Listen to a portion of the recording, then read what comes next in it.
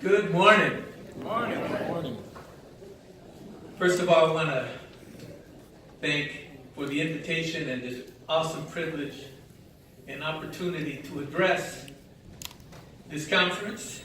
And congratulations on the conference. And I want to thank Al Grimes and, of course, the Cuyahoga County Fatherhood Initiative.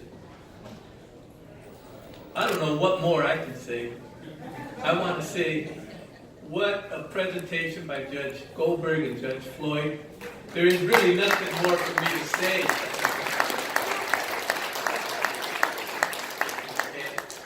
But I'll try. I want to kind of put together a mental picture of a personal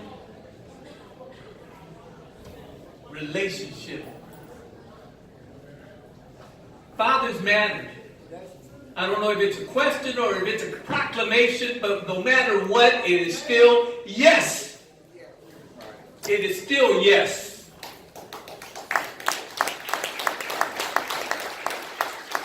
So I just want to, if you can see, I'm not a young boy,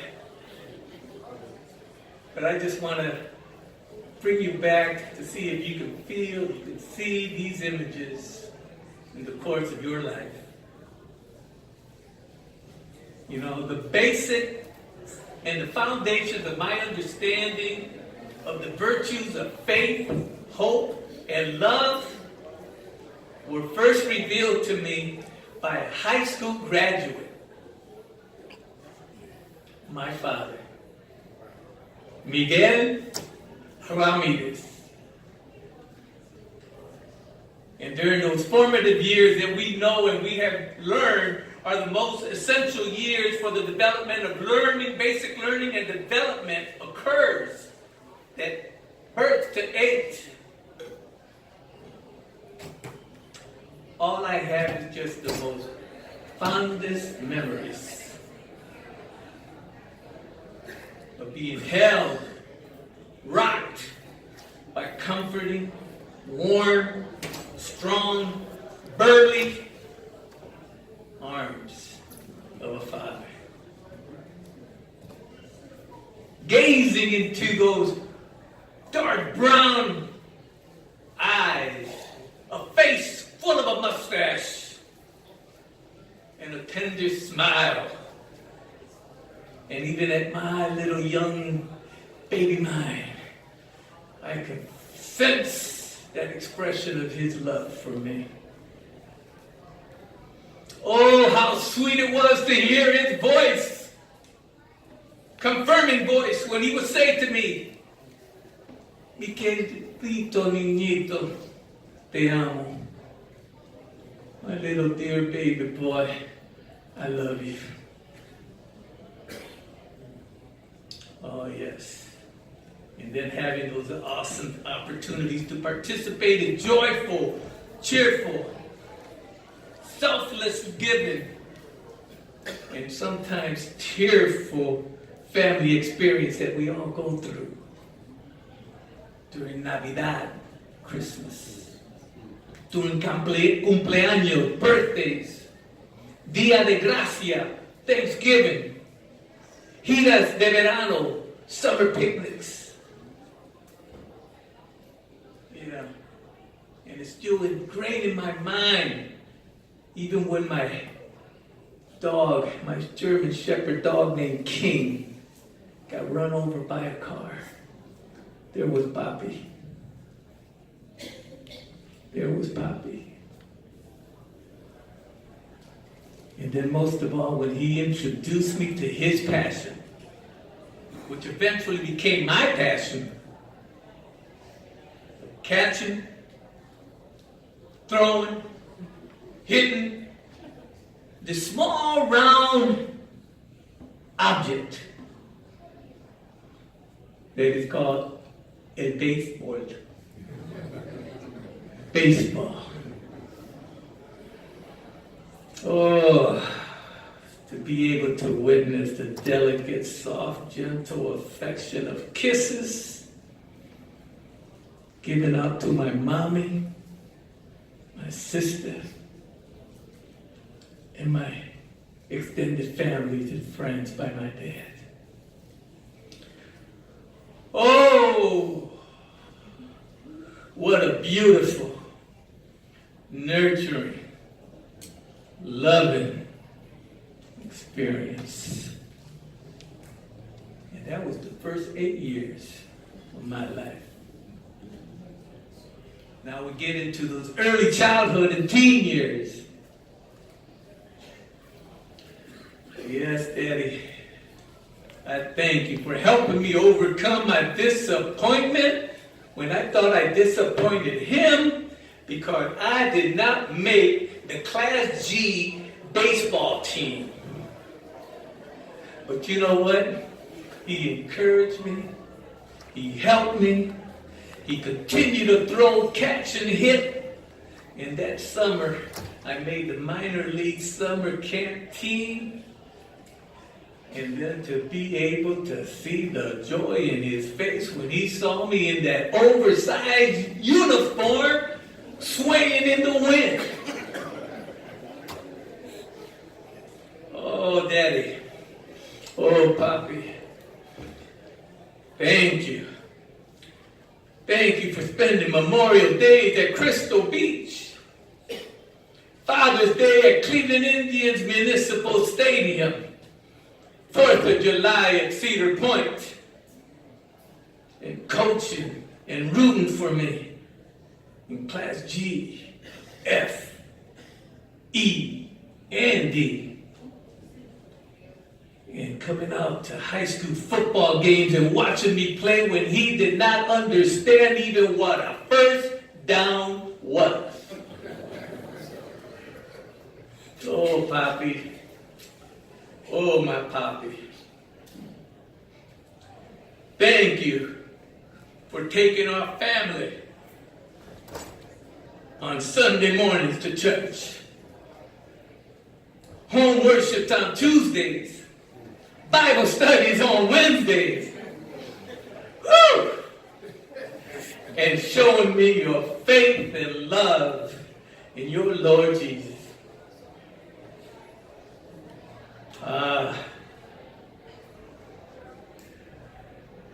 Oh yes, those meanings of love, showing me what it was to not just love yourself, love your God, but love others. And then after church gathering, on the front porch and seeing him and his close friends and family playing dominoes. And then when they got a little tired, then they would let me play. Oh, thank you for letting me play. Oh, yes, yes. Yes, I got to witness the joy and gratification in his face when I received my high school diploma and accepted my letter from Kent State University. It was as if he himself had graduated and had received that letter in the mail that says you had been accepted to Kent State. But we know it's not always fun and games. It's not always fun and joy. There were some moments. I especially remember when the police brought me home from throwing stones and breaking windows in the alley. Ooh, and to make matters worse, he was hosting some friends at the kitchen table when they knocked on the door. So you know there was going to be a meeting of the mind. He looked at me and he said, "Espérame en tu cuarto. Wait for me in your room." Whoa! It felt like an eternity.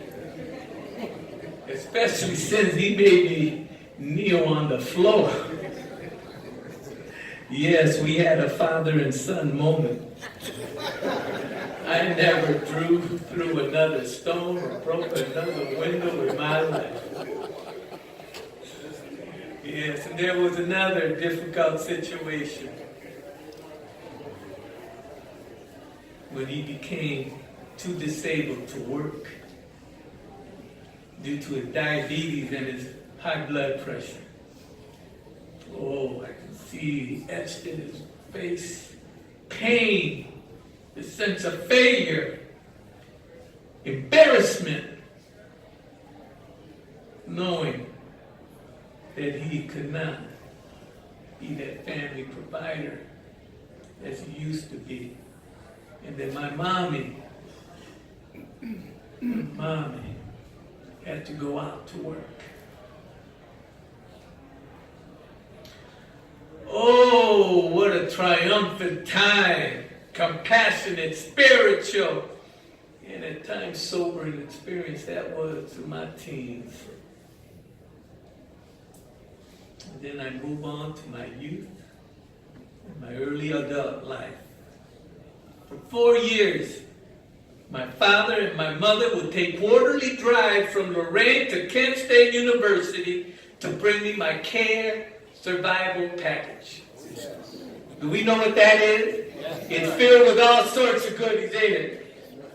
Arroz con habichuela, rice and beans, pasteles, plantain and pork meat, and of course, algo para que te defiende. A little something so that you can defend yourself. And that was $50. Hey, in the early 70s, $50 was mucho dollars. Oh yes. I can recall like if it was yesterday when I first brought my university report card to my dad filled with B's and C's. And he looked me straight in the eye. And he said, tú eres mejor que eso.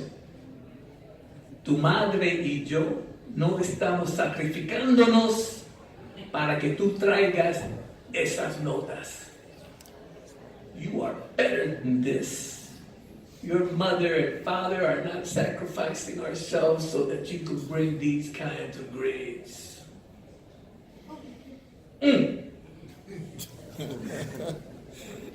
He did not have to tell me another time. From that day forward, I made Dean's List or straight A's to his delight.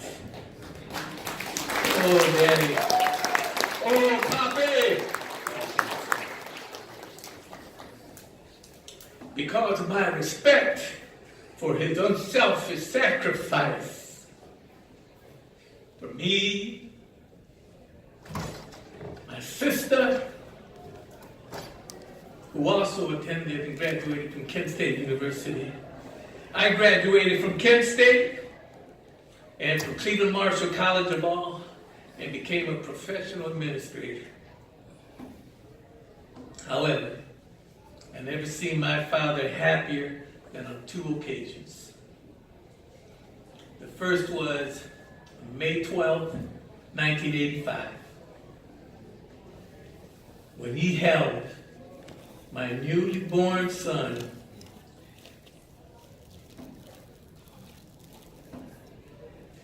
in those same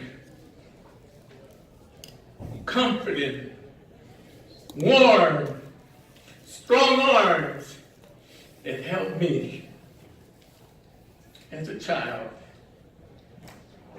And I could hear again that same sweet, confirming, loving voice tell him, mi querido niñito, te amo. My dear little boy, I love you. But the true character and nature of my father was exhibited when the evening before entering the Cleveland Clinic for an open heart surgery, he called me to the side in my parents' living room. And he told me how much he loved me, my sister, my mother, how proud he was of our family, and how faithful and confident he is in God's will. And he said, if I should not make it through surgery, that I'm entrusting tu madre, my mother, to your care. Oh, what an expression of unconditional love, faith, and trust in what he developed.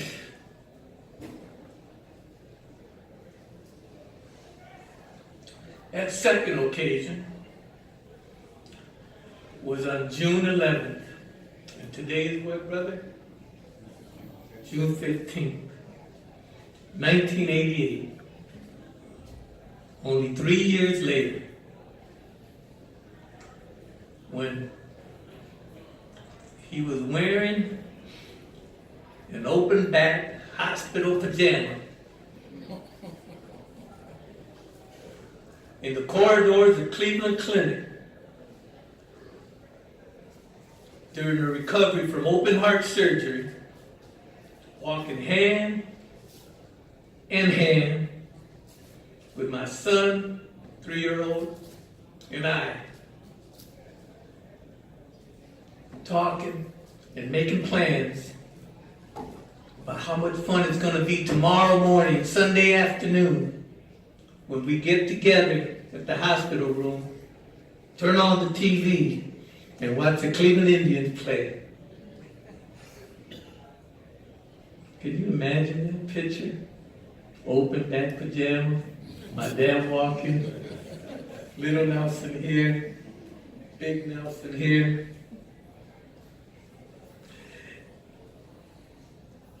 Eight hours later, 4:00 a.m., I receive a call from the Cleveland Clinic informing me that my faithful, hopeful, and most loving father succumbed from a heart attack and passed away to be with his eternal Father.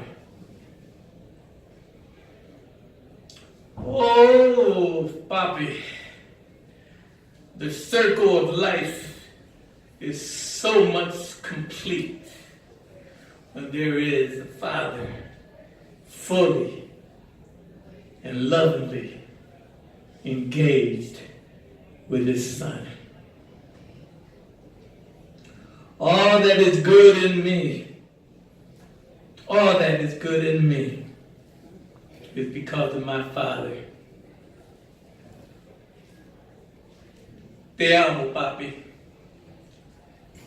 I love you, Daddy.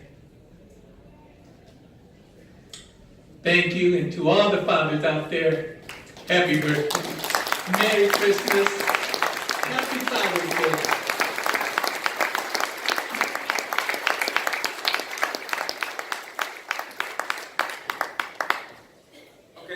Let's have a big round of applause for all three panelists.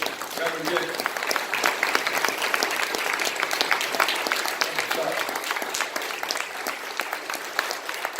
Okay. What a start. We're running a few minutes behind, so when we leave here, I want everybody to get to the workshops that you have scheduled next. All of the workshops will be on the 3rd floor. One thing that someone told me yesterday, and I'm going to say this in reference to the thing today. Take advantage of today. There's a lot of good fathers in here.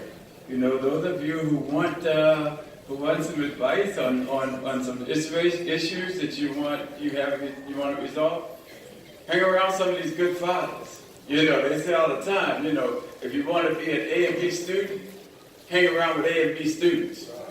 If you want to be a good father, hang around good fathers.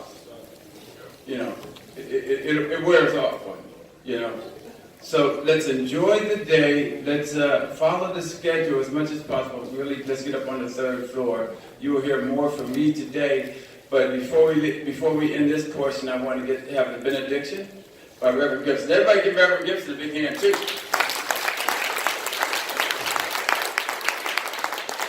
All right, so we're going to close out this session and move on. Thank you very much. Gentlemen, word of prayer. Eternal and all-wise God, we thank you so much for allowing us to gather today. We thank you for the presentations that we've heard already. Lord, we pray the blessings on the workshops as they proceed. And Lord, we just thank you for fathers. We thank you for giving us fathers who model you. And so Lord, we thank you for the charge that you've given us, and we pray that you bless all that is done today. It's in your name we pray. Amen. Amen.